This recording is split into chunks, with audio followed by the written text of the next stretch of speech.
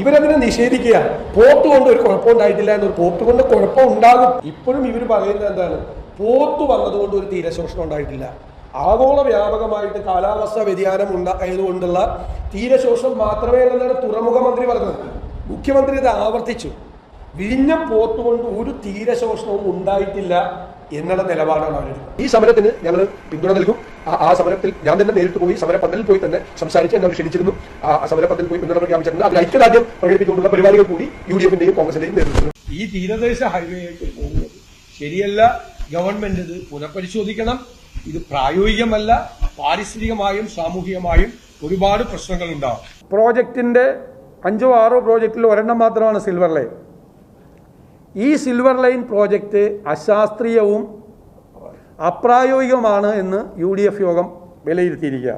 കേരളത്തിൽ കോൺഗ്രസ് ഇതുവരെയും അനുഭവിക്കാത്ത, അഭിമുഖീകരിക്കാത്ത ഒരു രാഷ്ട്രീയ പ്രതിസന്ധിയിലാണ് നാം ഉള്ളത് എന്ന് നമുക്കെല്ലാം അറിയാം. രണ്ടാമതൊരു പരാജയം കേരളത്തിൻ്റെ രാഷ്ട്രീയ മണ്ഡലത്തിൽ കോൺഗ്രസ് ഒരിക്കലും പ്രതീക്ഷിക്കാത്ത പരാജയം. ഇടതുപക്ഷത്തിൻ്റെ രണ്ടാം വരവ് മാനസികമായി ഒരുപാട് ജനാധിപത്യ മതേതര ശക്തികളെ തളർത്തിക്കും. ആ തളർച്ച നമ്മുടെ പ്രസ്ഥാനത്തെയും ബാധിച്ചിട്ടുണ്ട് എന്നതൊരു യാഥാർത്ഥ്യം. ഇതാണല്ലോ പതിവായി നമ്മൾ കണ്ടുവരുന്ന കോൺഗ്രസ് നിലപാടുകൾ. എന്ത് പുതിയ പദ്ധതി വരുന്നോ അതിനെയെല്ലാം കണ്ണും പൂട്ടി അങ്ങ് എതിർക്കുക. എന്താണ് ആ എതിർപ്പിന്റെ കാരണമെന്നും എല്ലാവർക്കും അറിയാം. ഇടതുപക്ഷ സർക്കാർ അധികാരത്തിലിരിക്കുന്ന ഓരോ ദിനവും കഴിയും തോറും കേരളത്തിനുണ്ടാകുന്ന മാറ്റവും വികസനവും തന്നെ. അത് തുടർന്നാൽ ഇനിയും പ്രതിപക്ഷത്തിരിക്കേണ്ടി വരുമെന്നുള്ള ഭയം, അതാണ് അവരെ എല്ലാത്തിനും എതിരു പറയാൻ പ്രേരിപ്പിക്കുന്നതും. എന്നാൽ ഇപ്പോൾ കേരളത്തിലെ കോൺഗ്രസ് നേതൃത്വത്തിന് വൻ പ്രഹരമാണ് ഏറ്റിരിക്കുന്നത്. പ്രഹരമേറ്റത് പുറത്തുനിന്നുമല്ല, സ്വന്തം പാളയത്തിൽ നിന്ന് തന്നെയാണ്. തിരുവനന്തപുരം MP ശശി തരൂർ. കേരളത്തിലെ വ്യവസായ രംഗത്തുണ്ടായ മാറ്റങ്ങളെ പ്രശംസിച്ചുകൊണ്ടാണ് ശശി തരൂർ രംഗത്ത് വന്നിരിക്കുന്നത്. ന്യൂ ഇന്ത്യൻ എക്സ്പ്രസിൽ എഴുതിയ ലേഖനത്തിലാണ് ശശി തരൂർ ഇടതുപക്ഷ സർക്കാരിനെ പ്രകീർത്തിച്ചിരിക്കുന്നത്.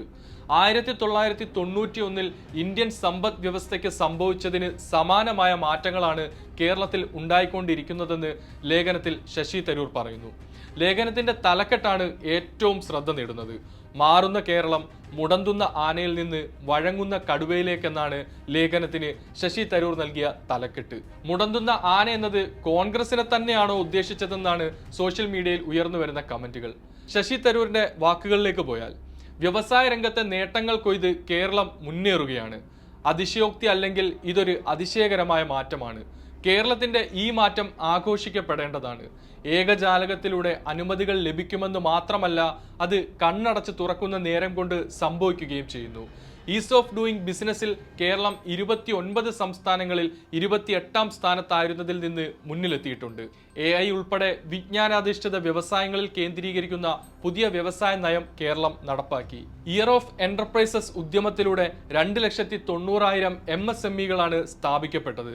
ദൈവത്തിന്റെ സ്വന്തം നാട് ബിസിനസിന്റെ കാര്യത്തിൽ ചെകുത്താന്റെ കളിസ്ഥലമാണെന്ന് ഞാൻ പറയാറുണ്ട്. അതിൽ മാറ്റം വന്നെങ്കിൽ അത് ആഘോഷിക്കപ്പെടേണ്ടത് തന്നെയാണ്.